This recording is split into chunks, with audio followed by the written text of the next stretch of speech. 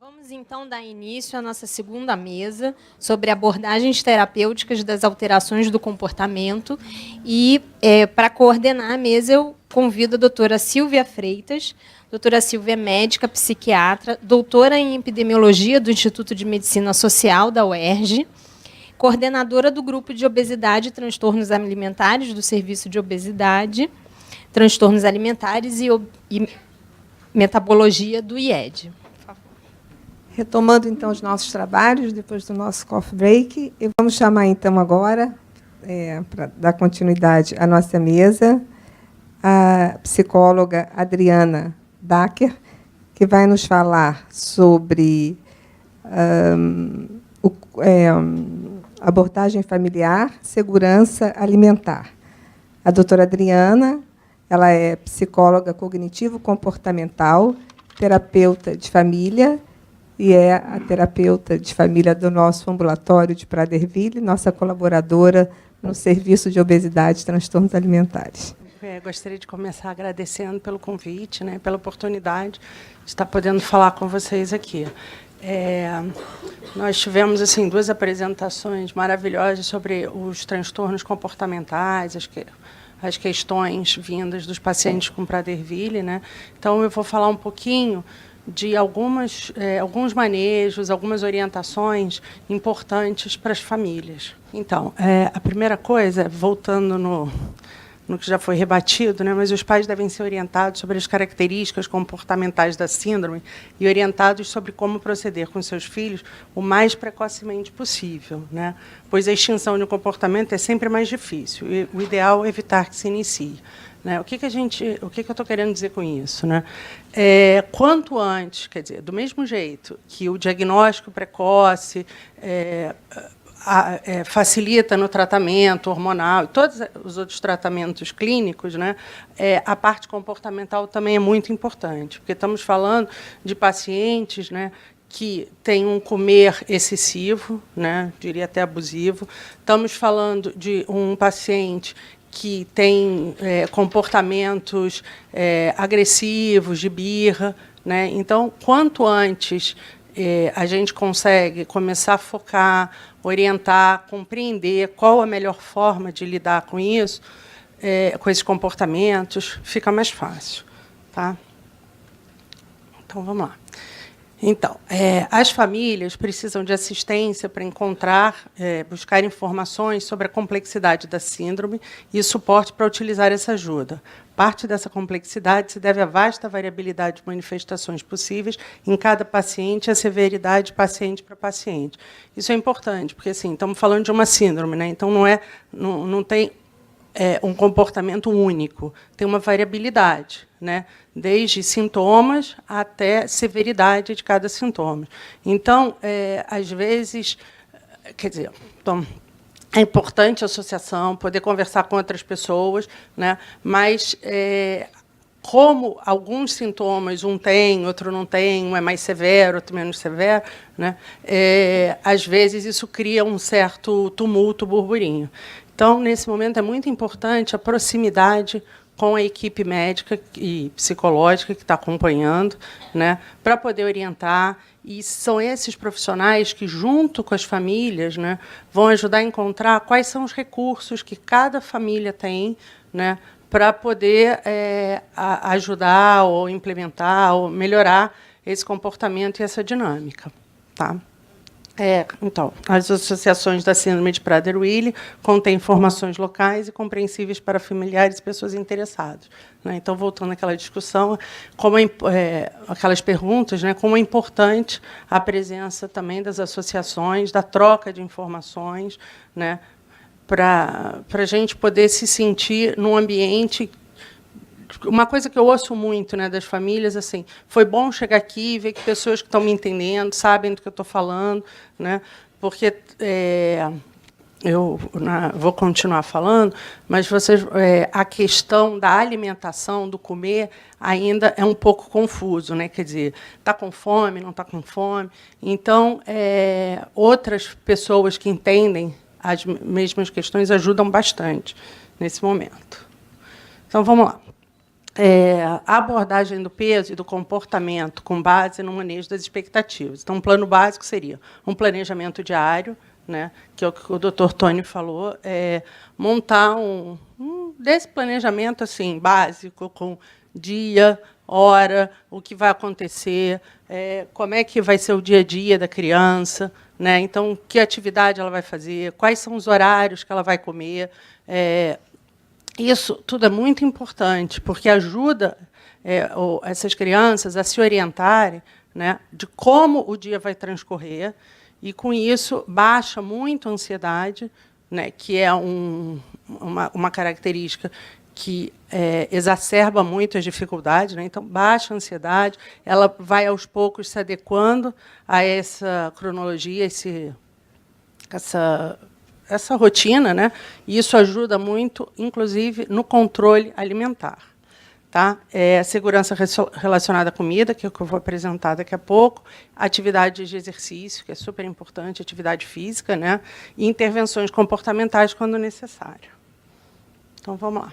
O que seria o planejamento diário, né? Então, conjunto de atividades diárias, incluindo refeições, atividades de trabalho, escola, descanso, lazer, tempo livre.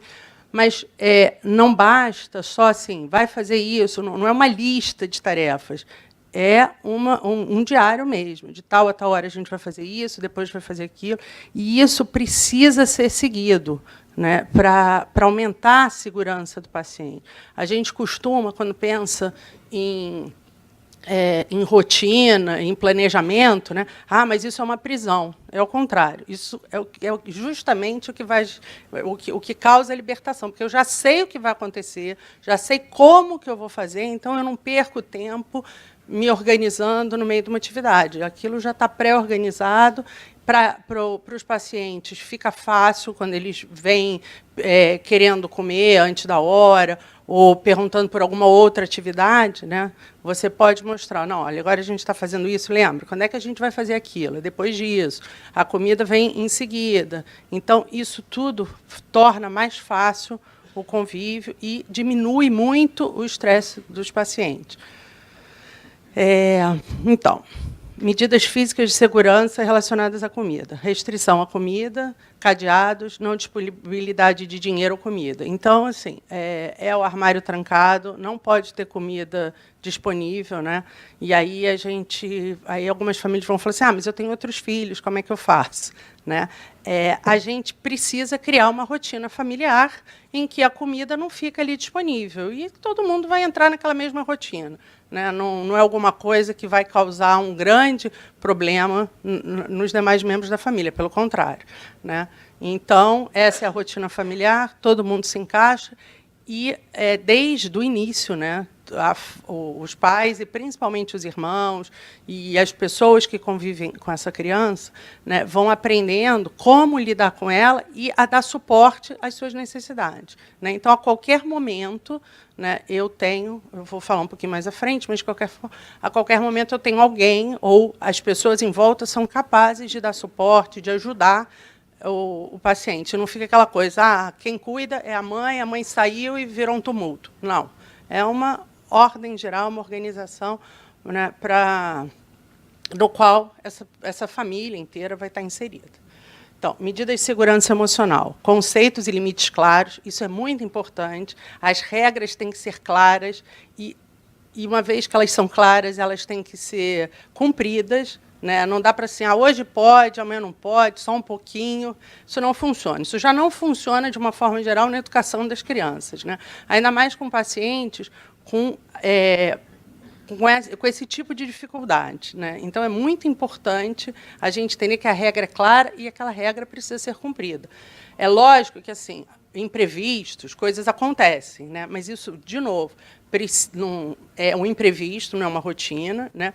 E precisa ser explicado claramente para o paciente, né? No caso, a criança, e depois, no adolescente, assim, exatamente o que aconteceu, por que aconteceu e como que a gente vai resolver. Né?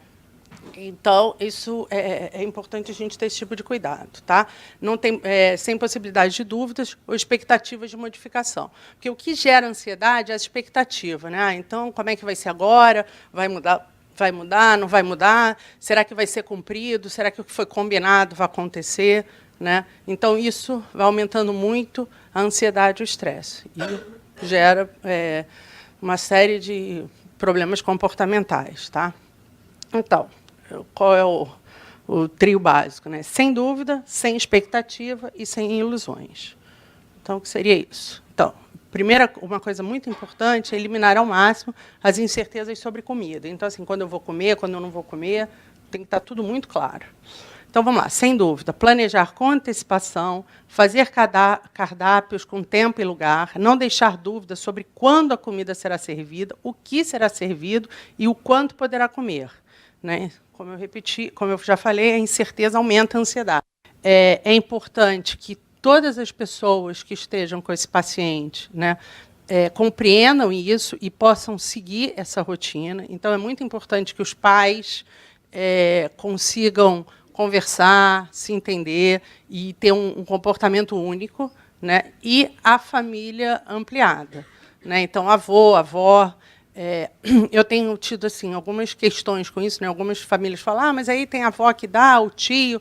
Né? Às vezes é muito complicado para as pessoas compreenderem isso. Então, a minha sugestão, né, é que peguem o máximo de informações e levem para essas pessoas, tragam essas pessoas nos atendimentos clínicos, psicológicos, né, no sentido de informar, porque isso facilita muito a questão. E, então, terceiro tripé, né, é o sem desapontamentos. Então, se não for criada uma falsa expectativa sobre conseguir comida, a pessoa não experimentará uma decepção. Esta só advirá das expectativas não preenchidas, que desencadearão acesso de raiva e de fúria. Então, se ele não tem uma expectativa, ele não tem uma grande decepção, então não tem por que ficar com raiva e tudo. Isso, a gente vai dizer assim, tá bom, isso é ótimo quando a gente planta desde o começo. Né? E aí, depois, no meio do caminho, né? É mais difícil, sem dúvida, como eu coloquei no começo. Todos os comportamentos que a gente precisa mudar, que já estão instalados, né, quer dizer, com a gente já é difícil. Então, assim, é um pouco mais difícil, sim, quer dizer, dá um certo trabalho, mas, na medida em que vocês conseguirem, né, as famílias, nós todos, profissionais, conseguimos compreender e ter claro, acreditar na importância dessa rotina, desse tipo de comportamento, do não dar esperanças, do não dar comida, isso vai facilitar também a gente ser firme e resistir nessa fase inicial de mudança do comportamento. Então, da birra. Tá? Então, assim, você tem que acreditar no que você está implementando. Administração de comportamento bem-sucedido do paciente com Prader-Willi significa que a incerteza sobre os alimentos deve ser eliminada tanto quanto possível, que é o que a gente falou. Planejamento antecipado das refeições, isso é um resumo. Né? Um cronograma de todos os eventos do dia, com o local das refeições claramente identificadas, lembrete desses planos e um programa de comportamento que requer a conclusão de uma tarefa antes que a próxima atividade, incluindo a refeição, seja iniciada. Então, isso também é importante. Ele entender assim, estamos fazendo tarefa, a gente vai terminar essa tarefa, aí começa outra. A alimentação é a mesma coisa. Sentou na mesa, comeu, quando acabar de comer, passa para a tarefa seguinte. Não fica aquela coisa, come, volta. Né? Isso também tumultua bastante. Tá? Uma coisa que eu não botei aqui, mas que na primeira sessão de perguntas, né, me ocorreu, que é o seguinte, o paciente, né, de Prader-Willi, ele fica muito ansioso, né, com os eventos que vão acontecer. Né? Como o doutor Tony falou, ele não tem muita noção de hora, de dia. Então, assim, uma festa de aniversário, estamos no começo do mês, uma festa de aniversário que vai ocorrer no final do mês, né, ele já começa no segundo dia, mas é hoje, é amanhã, mas é hoje, já chegou. Né? Então, uma coisa que é importante, quando a gente faz esse cronograma, né, no início, principalmente, né, talvez algumas atividades não precisem, eventos assim de maior emoção, serem colocados ali com tanta antecedência. Né, e uma vez que eles vão para lá, um comportamento que pode ajudar é com eles ir marcando um xizinho nos dias que foram passando. Então, hoje é o dia tal, a gente fez isso, então agora a gente faz um xizinho, estamos no dia qual. Né, e aí ver com eles, olha, quantos dias faltam, tornar aquilo uma brincadeira, tornar lúdico, né? É uma possibilidade que melhora bastante essa questão. Então, vamos lá. Então, é sempre necessário, né, a segurança na comida, suporte e apoio ao seu comportamento. Então, a questão alimentar é fundamental, né? Então, assim, não ter comida disponível, não ter comidas fora de hora, não ter comida completamente diferente, que não está planejada, né? Suporte a esse tipo de comportamento. Então, assim, não, o meu filho eu já eduquei, já ensinei, ele sabe, e aí ele vai... Não adianta a gente achar que ele vai chegar na festa, como ele sabe que a gente combinou e vai comer. Não vai, né? Então, é importante ter o suporte, ter a combinação do como é que vai ser naquela festa ou naquele evento, né? O que ele vai comer, e estar próximo a ele, ajudar, trazer a comida, tentar evitar que ele fique muito em contato, né? Quer dizer, deixar a criança solta numa mesa de doce e esperar que ela não vá pegar o doce, né? Isso aí não acontece com criança nenhuma, quanto mais nessas circunstâncias. Mesmo com todo o treinamento, com toda a rotina, né? Na primeira oportunidade, eles vão comer, que é típico da síndrome, tá? Então, de novo, regras claras, incentivos, reconhecimento verbal e pouca disponibilidade de dinheiro. Então, assim, o reconhecimento verbal é muito importante, né? Olha, que bom, parabéns, isso foi legal, né? Porque, de uma forma geral, a gente reforça muito ou faz muitas críticas, né? E esquece dos elogios. Então, é muito importante incentivar os comportamentos que estão funcionando, que estão indo bem. E a pouca disponibilidade com dinheiro, né? Na medida que eles vão entrando na adolescência, então tem que tomar cuidado também com o dinheiro, ou da mesada, não sei se mesada, mas, enfim, aquele dinheiro que fica ali, aquele trocado que a gente deixou, porque, se eles tiverem oportunidade, a comida está contada, né? Então, eu posso, ainda mais em algumas circunstâncias, né? Quer dizer, tem lojas, mercados, até vendedores próximos às residências, né? Então, eles vão comprar. E aí, uma coisa que eu vou falar um pouco adiante de novo, mas que é bom lembrar, assim, essas pessoas também, na medida do possível, né? Porque a gente mora numa cidade grande, mas também devem ser orientadas sobre a questão do paciente, né? Então, não só pela questão legal e tudo, mas também para a questão de não poder vender o alimento para o paciente, nem dar de presente, né? Isso é muito importante. Quanto mais alianças a gente conseguir, é melhor. Então, e uma coisa que ajuda muito, né, é a informação.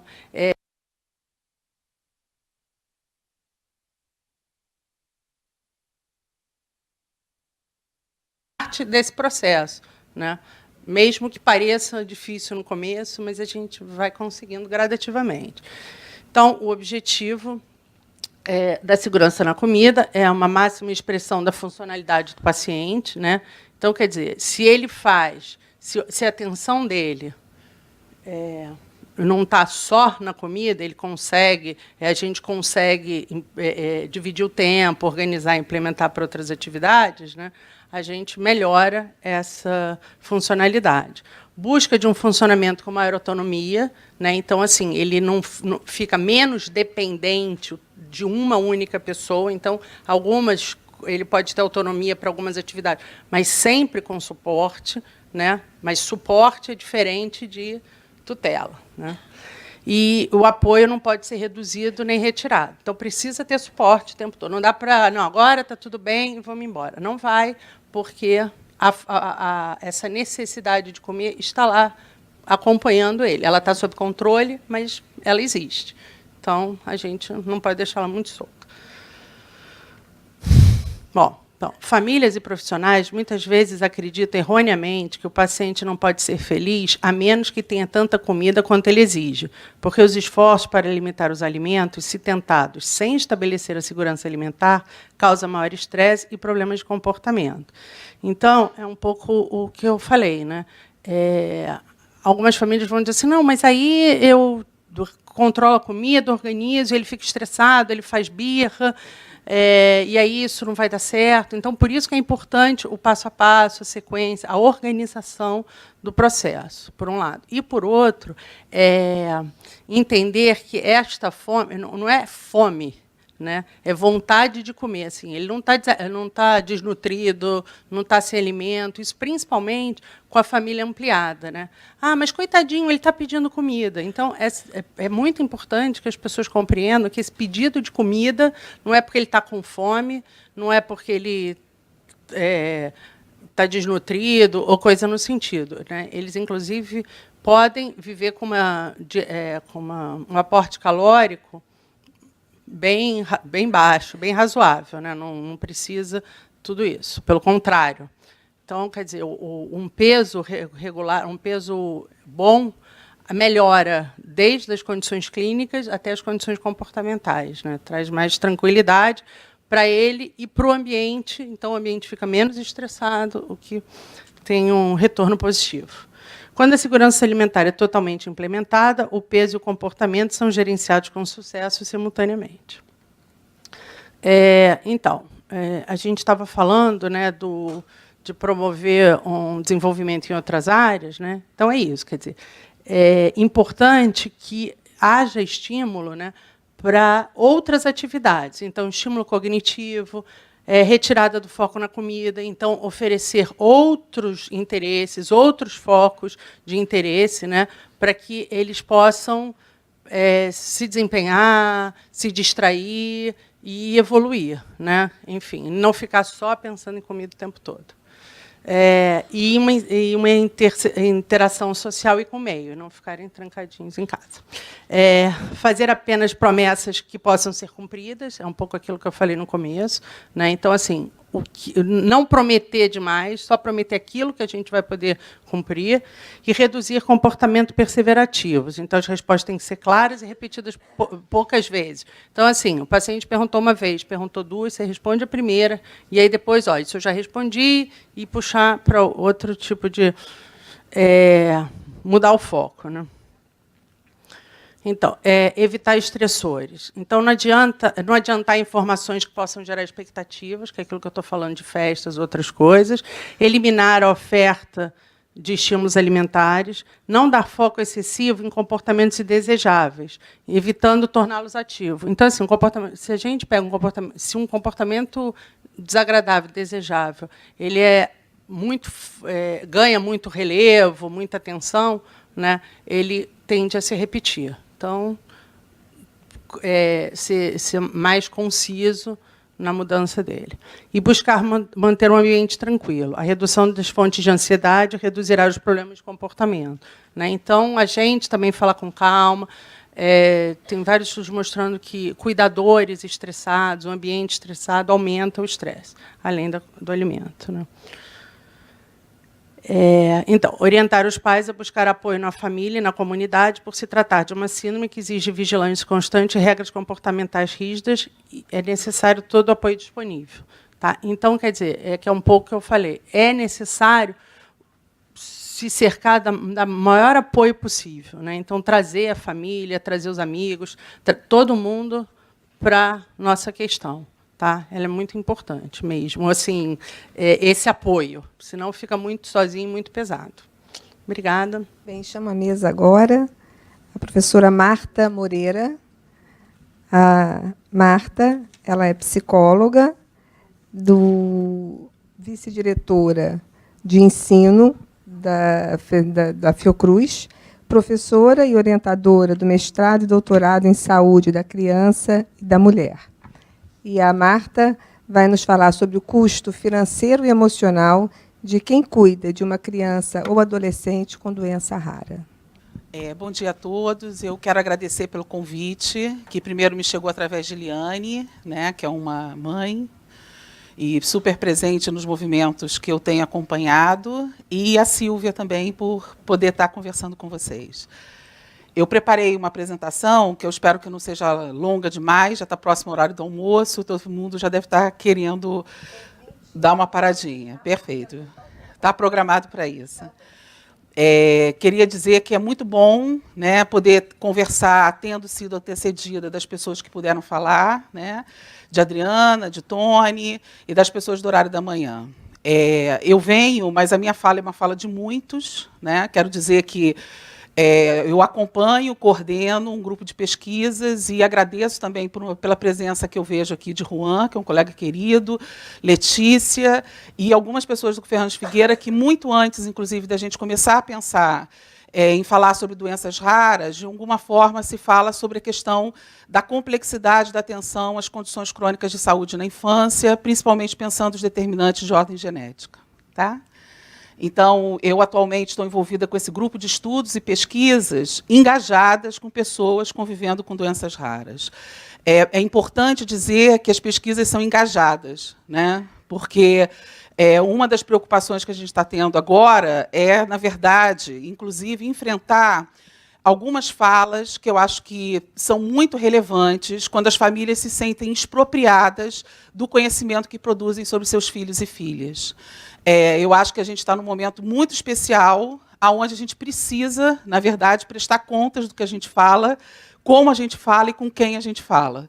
Por isso, eu acho que, cada vez mais, a produção de pesquisas onde os familiares estejam presentes e participando é um valor a ser cultivado, né? Então, eu falo desse lugar e falo envolvida com muitas outras pessoas que me acompanham.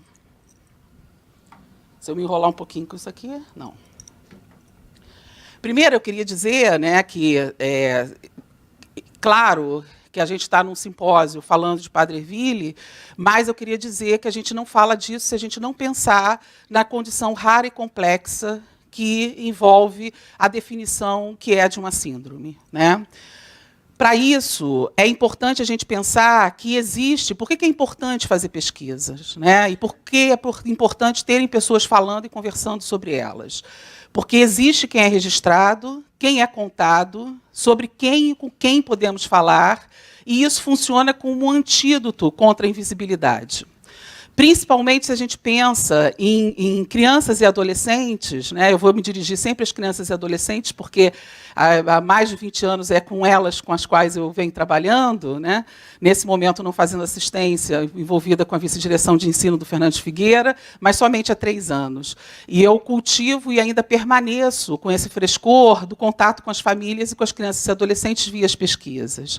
Então, é importante a gente desconstruir e muito da ideia de inviabilidade que cerca essas crianças, né? Porque, se a gente for pensar 20, 30 anos atrás, talvez a gente não as encontrasse crescendo.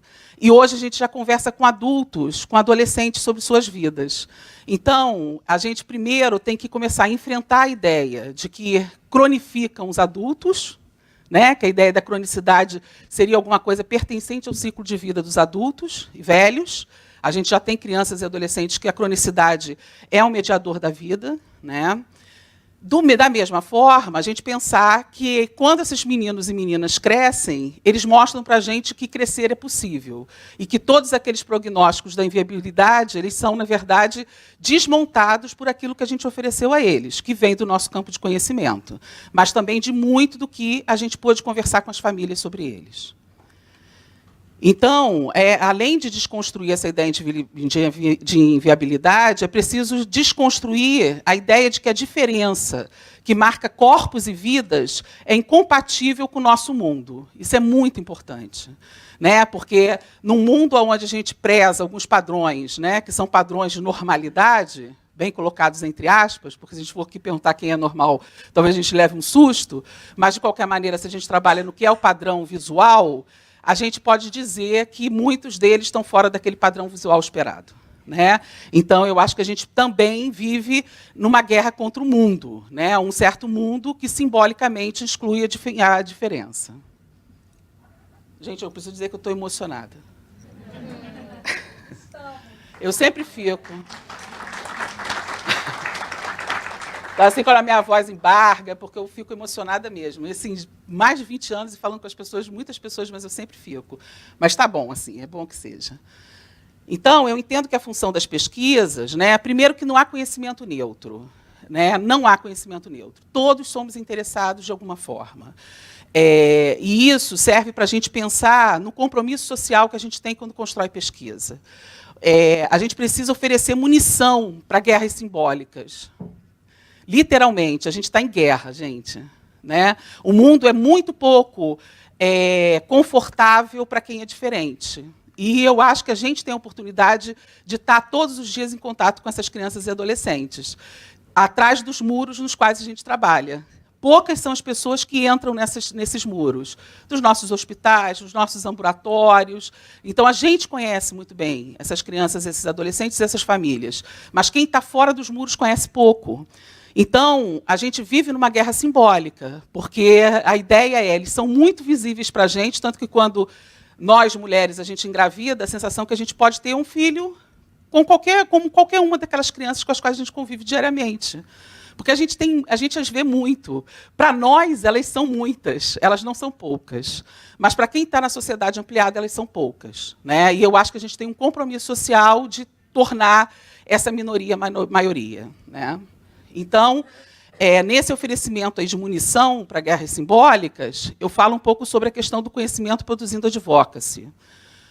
Ou seja, as associações podem e devem trabalhar conosco para que a gente possa pensar políticas públicas mais inclusivas para essas crianças e adolescentes. E aí, as marcas do adoecimento que vão se transformar em estereótipos, isso eu queria dizer, né, ter uma marca de diferença não necessariamente significa uma discriminação negativa, nem um estereótipo. Isso é transformado através de um conhecimento social que a gente produz, que é um conhecimento discriminatório. Ter a marca não significa necessariamente conduzir consigo o estereótipo. Isso a gente produz. Tá? E esses estereótipos vão falar para a gente de uma série de discriminações e exclusões.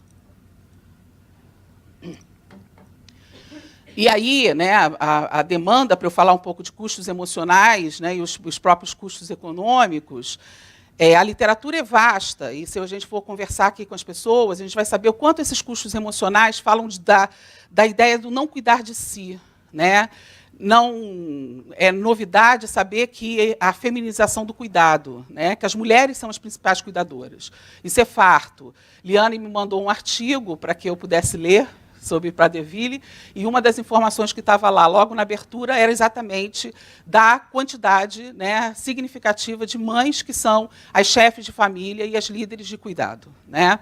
E aí, nisso, também, outros artigos já vêm apontando o quanto que, nesse cuidar do filho, se descuida de si própria. Né? Então, isso é um custo emocional.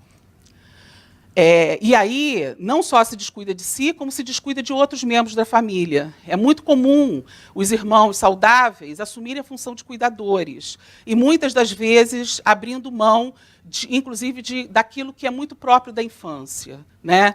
Aí vão dizer assim, mas Marta, olha só, né, as crianças pobres cuidam dos seus irmãos, né, vivem nas famílias onde isso, de uma certa maneira, faz um círculo de cuidado. Certo, mas eu queria que a gente pensasse um pouco o quanto isso pode se tornar uma exigência. Né? Na exigência, a gente pode provocar aquilo que a Adriana me fala antes, que tem a ver com todo esse processo de estresse familiar que as ações de cuidado acabam evocando. Né? A outra coisa é a perspectiva dos adultos, que é diferente das crianças e adolescentes. Queria chamar a atenção um pouco para isso. Né?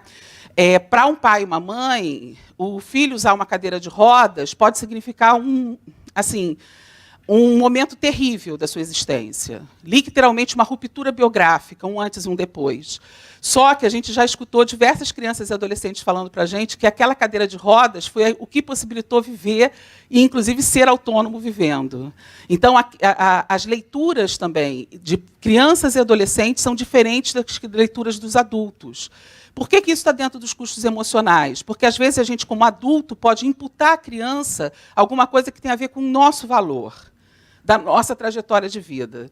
E me chama muita atenção, porque uma das palavras que mais aparece na apresentação de Tony foi trajetória.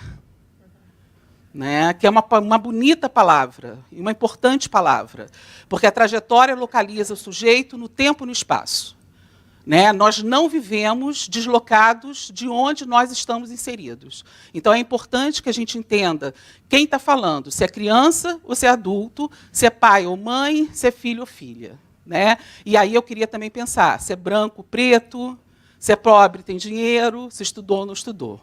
Tudo isso são marcadores sociais da diferença que vão me dizer, viver com uma doença rara e ser pobre, branco e de classe média escolarizada é diferente de ter uma doença rara, ser pobre, viver na favela e todos os dias escutar os tiros ao seu lado.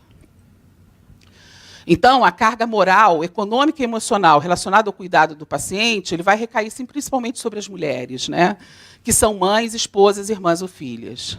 E eu queria também pensar, e nessa questão do custo emocional, uma questão importante é a ideia do gerenciamento da autonomia, que eu não queria que a gente confundisse com independência. A independência ela é um ideal fictício. Ninguém é independente aqui. Para eu conseguir estar aqui hoje conversando com vocês, eu tive que gerenciar uma boa rede da qual eu dependo e que me possibilita estar aqui, né? Então, assim, nós somos mais autônomos quanto mais rede e mais gerência de dependência nós temos. E aí, eu queria que a gente pensasse que a gente aprende muito sobre a discussão do modelo social da deficiência, quando ele vai dizer para a gente que nós não somos independentes, mas que a interdependência nos constitui. Recentemente, um artigo de Judith Butler, ela nos lembra isso, né? Então, eu acho importante que a gente pense mais sobre a interdependência e menos sobre a ideia de que a autonomia se confunde com independência. Autonomia é gerenciamento de dependência. Para não dizer que eu não falei de números, eu sou assim, uma pesquisadora basicamente qualitativa. Apesar de eu atualmente ficar assim, paquerando os números, nessa equipe da qual eu faço parte, que eu tenho assim, o privilégio de poder coordenar, a gente tem uma economista, que é Márcia Pinto, né, junto com a Ana Carolina Carioca da Costa, tem no nome Carioca, é uma estatística, e são elas as pessoas que ajudam e colaboram e contribuem enormemente para o desenho econômico da pesquisa. Tá? Foi uma pesquisa feita, já está, na verdade, encerrada, mas eu me coloco aqui à disposição, inclusive com a Associação de Familiares de Paderville, né, sobre a possibilidade também, se interessa a gente pensar sobre a questão dos custos para essas associações, né?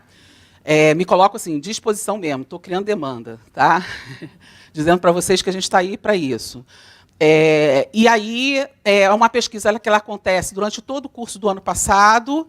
A gente faz, numa parceria com as associações, 3 associações que estão muito presentes no Fernandes Figueira, a Associação Nacional de Osteogênese Imperfeita, a Associação Carioca de Mucoviscidose e a Anjos da Guarda, que é a associação voltada para a mucopolissacaridose.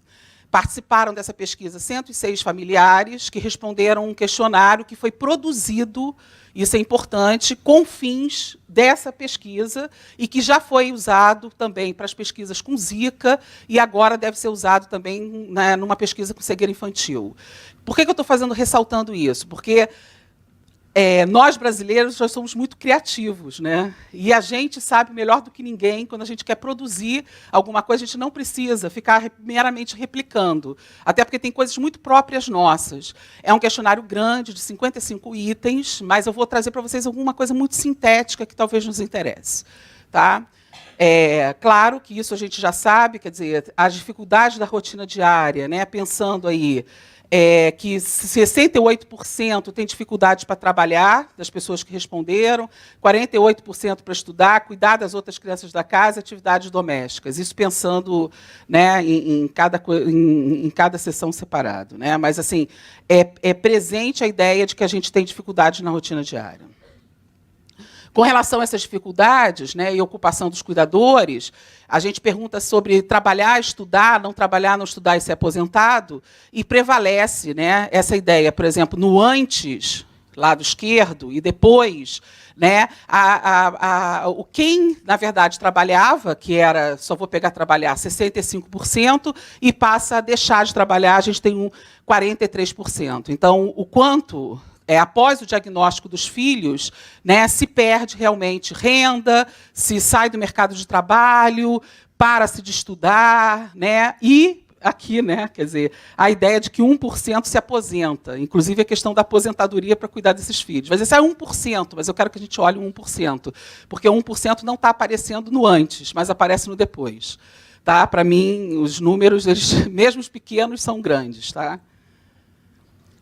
Com relação à renda, dinheiro mesmo, né, pensando em fibrose cística, mucopolissacaridose e osteogênese imperfeita, Antes do diagnóstico, a renda familiar era de R$ 882,98. Aqui a gente faz, né, a mediana, porque tanto tinha uma renda zero, quanto tinha rendas maiores, então a mediana é a melhor forma da gente fazer esse cálculo.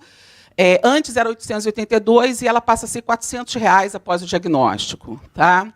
Na mucopolissacaridose, R$ 1.346,25. Você diz assim, Marta, mas isso é muito, porque a gente teve poucos respondentes. Mucopolissacaridose é uma doença das raras, raríssimas. A gente focou no Fernandes Figueira, então a gente não pegou outras unidades de saúde, e foram 26 respondentes. E tinha algumas famílias que tinham uma renda bastante significativa. Conversava com o Juan lá atrás, e a gente falava do Sistema Único de Saúde, onde há uma democracia na questão das raras. Né? Quer dizer, a gente tanto vai ter pessoas pobres, né, tendo doenças raras, quanto pessoas que têm maior localização financeira na sociedade. Isso se reflete aqui. Né? Então, a gente tanto tinha gente que não tinha nenhuma renda, quanto a gente que vivia do BPC, dos filhos, quanto a gente tinha advogados que tinham uma renda XYZ e se tratavam no Fernandes Figueira, por exemplo. Tá? Mas, de qualquer maneira, depois do diagnóstico, R$ 500. Tá? A osteogênese imperfeita, antes do diagnóstico, 660, após diagnóstico, 0. Né? Sabendo aí que a gente tem uma variação de 0 a 937, pensando mediana. Tá? Gastos medianos. Né? Na fibrose cística, a rotina de tratamento envolve um gasto de R$ 2.156,56. Na mucopolissacaridose, R$ 1.060. E na osteogênese imperfeita, R$ 1.908. Né? Quando internam, entre os que internam, né, a gente vai ter aí um gasto de R$ 300 para a fibrose cística, 292 para a mucopolissacaridose e 555 para a osteogênese. Não surpreende, porque aí também essas pessoas estão internadas. Né? Essas crianças passam a ficar internadas, então alguns gastos de deslocamento, por exemplo, é reduzido por parte da família. Eu queria ressaltar que a gente preparou, né, dessa pesquisa, uma publicação que deve sair no ano que vem, no mês das raras, né, que registra uma série de discussões e capítulos de vários colaboradores e pessoas que são parceiras da pesquisa. Tá? E aí esse trabalho vai estar sendo bem discutido também. A relação entre a renda e custo mediano, né, de famílias de crianças com fibrose cística, mucopolissacaridose e osteogênese perfeita. Quer dizer, o quanto que essa renda é comprometida. Né? Na fibrose cística, 18%. Na mucopolissacaridose, 8%. E na osteogênese perfeita, 45%. Bom, com a Márcia Pinto, que é a nossa economista, a gente aprendeu também que existe uma coisa chamada custo catastrófico. O custo catastrófico, essa palavra catástrofe, né, que é uma palavra terrível, ela vai falar o seguinte, que é exatamente a ideia do que a gente viu anteriormente nos números, né, que essa doença rara, as doenças raras, de uma forma geral, elas vão comprometer parte expressiva da renda para arcar com gastos de saúde.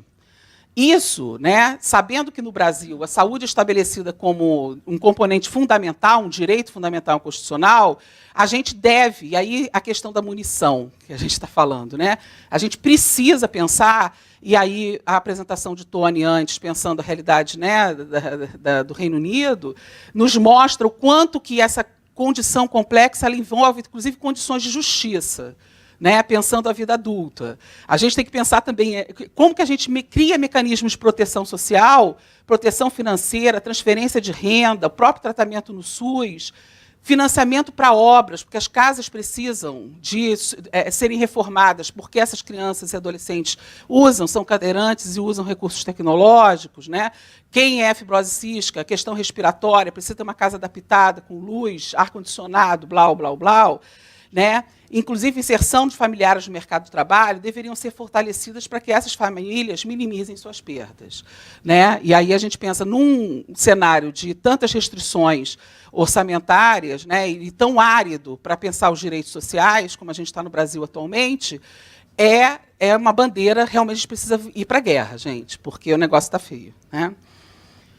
Aqui eu queria que a gente fosse sintetizando e pensando, né, que essas doenças raras na vida, cruzando o dado mais econômico com um dado também, digamos, emocional, dessa construção dessas pessoas na sociedade, a gente vai ver essa peregrinação por diagnóstico e tratamento que não é exclusiva de osteogênese imperfeita, mucopolissacaridose, nem fibrose cística. Isso é alguma coisa que é muito presente em todas as doenças raras, crônicas e complexas, né? Então, a gente vai ter o tempo todo, né, nessa peregrinação por diagnóstico e tratamento, né, esses conflitos entre alguma coisa que se busca e deseja e alguma coisa que, depois de anunciada, comparece como uma experiência que desestrutura, né? Então, os sentimentos de emoções, revolta, desgaste, ansiedade. A gente tem essas falas, né, da batalha, do correr atrás, do vazio de suporte, desespero e sofrimento, que demarcam exatamente as modificações na rotina e falta de apoio. Essa ideia de que alguma coisa, né, que você persiste na sua vida, que precisa de acompanhamento de longa duração, esbarra em barreiras das faltas de profissionais, do acesso aos serviços, que, pela distância, pela dificuldade para o diagnóstico de adultos, da demora no diagnóstico e o alto custo. Tá? E aí, eu separo duas dimensões para a gente, né, indo sintetizando. Na dimensão pessoal, a gente tem 3 grandes momentos: da encarnação da doença, que é quando ela se transforma, né, de sintoma e queixa, né, em doença. Quando você começa a ter, a partir disso, né, uma explicação para aquilo que você vem sentindo e você se reposiciona na vida e na sociedade, esse momento tem a ver muito com o momento do diagnóstico em si. E a gente vai ver como ele é importante. Parte da plateia com que a gente está conversando hoje são colegas médicos responsáveis pelo diagnóstico. Os diagnósticos são acompanhados dos laudos. Os laudos se tornam personagens. Né? Numa discussão teórica importante do campo das ciências sociais, eles se tornam, inclusive, atores. A gente muda o nosso comportamento a partir do momento que a gente tem um laudo. Ele personifica, ele ganha uma existência. Né? A gente vai ter novas temporalidades na relação com o tempo futuro, as incertezas, e vai ter também esse embate com a notícia difícil, onde a doença cumprida, da qual não se livra, aonde há tratamento e não cura, vai mexer com vários sentimentos antagônicos aí, ao mesmo tempo de apreensão e ao mesmo tempo de alívio. Tá? E é esse jogo do diagnóstico. Né? A dimensão social, a gente pode pensar o lugar dessa criança na sociedade, criança, adolescente, e as assimetrias e controle social. A ideia de uma falta da autonomia da criança para decidir sozinha, né, e a necessidade, ao mesmo tempo, de trazer esses pais para a cena. Isso aparece na fala de Andréia, vai aparecer o tempo todo, a importância de que a gente construa uma rede onde essas negociações elas aconteçam, mas elas não excluam a criança e o adolescente. É isso que eu queria destacar. Né? Pensar que nessas assimetrias e controle social, porque é assim que tudo funciona, né? Quer dizer, quem obedece, quem cumpre, a sensação de êxito ou fracasso, ela vai estar interferindo, né, nessa ideia, inclusive, do enfrentamento na relação com os profissionais e com a própria sociedade. Né? A gente não pode deixar de pensar sobre isso. Já encerrando, acho que esse é o penúltimo, né? A busca dos pais por formação especializada, ela comparece enormemente nas pesquisas, e comparece na nossa também, e em todas as pesquisas que, nesses anos, eu tenho tido a oportunidade de orientar dos meus alunos de mestrado e doutorado, né? E as minhas próprias pesquisas. A ideia de que a internet ela vai produzir um novo ator social, né? Ela vai produzir, ao mesmo tempo, um conhecimento particular da condição de saúde, na troca de informações e no convívio com a doença. Ela vai qualificar a informação leiga e vai contribuir para a redução de assimetrias na relação médico-paciente. É interessante, por exemplo, que a gente tenha nesse auditório essa diversidade e que pais e mães se sintam à vontade para fazer suas perguntas, para questionar. E eu escutei recentemente de uma das mães, que é de Pernambuco, e que está à frente da Associação das Crianças com Zika lá, quer dizer assim, olha só, é ilusão vocês acharem que a gente não lê o que vocês escrevem. Isso botando a gente na parede. Porque hoje a gente lê tudo. Todo mundo tem um smartphone na mão. Tudo bem, se você escrever em inglês vai ficar um pouco difícil, mas eu vou poder ler. Tem uma coisa que chama Google Tradutor. Uma mulher de Pernambuco falando com a gente sobre isso. Então, assim, é tapa na cara. Né? Então, assim, a gente precisa, se a gente não precisa, se a gente não fizer, a gente vai, na verdade, ser convocado a fazê-lo. Tá? Até por outras vias. Se a gente não gostar, vai ter que gostar, é isso que eu quero dizer. Quem gosta está bom, mas quem não gosta vai ter que começar a achar interessante. E isso contribui para o empoderamento individual e coletivo. Claro que isso pode criar 1000 problemas, porque a gente sabe também o que é o conhecimento da internet, não estou desconsiderando isso, mas eu acho que isso está na cena. Isso é o mundo de hoje, é a contemporaneidade. Né? E aí essa fala é sensacional, porque a gente formada, é difícil as pessoas passarem a gente para trás. Chegar no consultório e saber o que eu vou abordar, questionar e falar.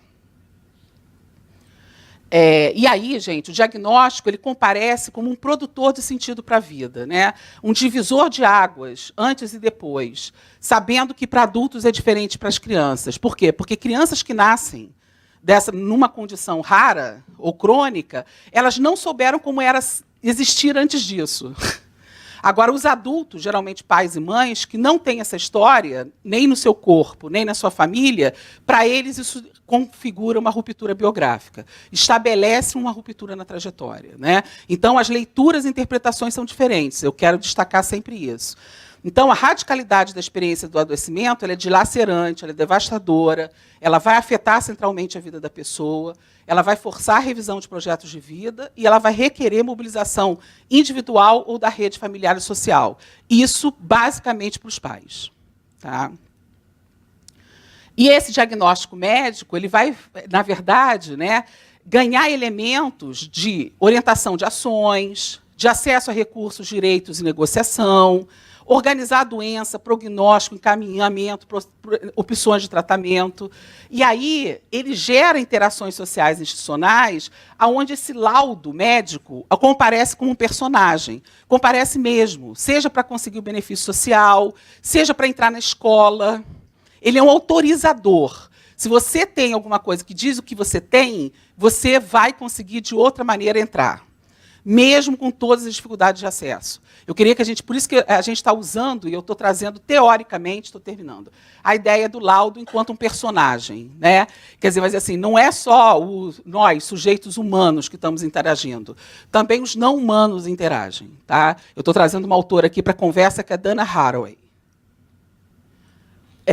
A ausência de diagnóstico ela vai negar, gente, o acesso do paciente ao papel de doente. Tá?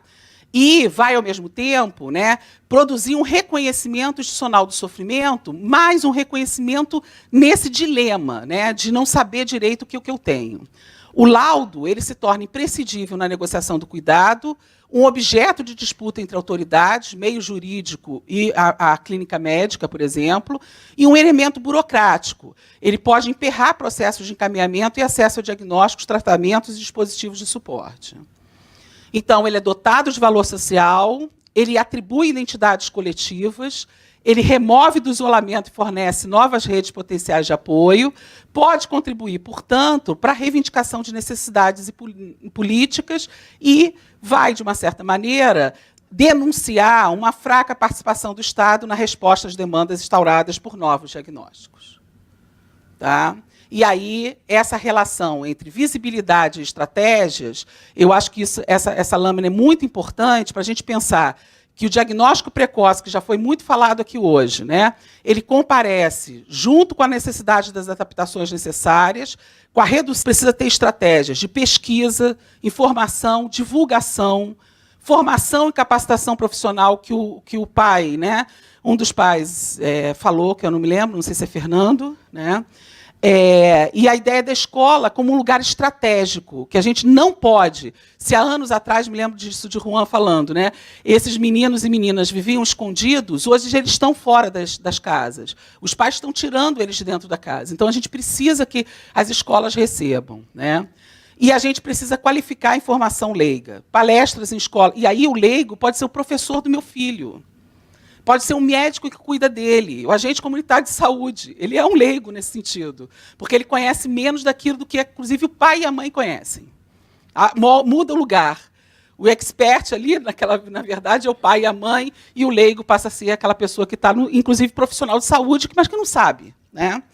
E campanhas públicas e educativas. Gente, é isso. Obrigada e desculpa.